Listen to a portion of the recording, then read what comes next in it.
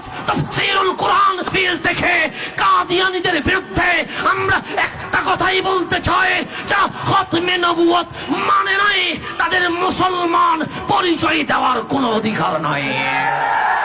আমার মায়ের ওড়না ধরে যদি কেউ টান দেয়, অবশ্যই আমি বৈধ সন্তান হলে প্রতিবাদ করবই করব, আমাকে বাধা দেওয়ার কোনো সুযোগ।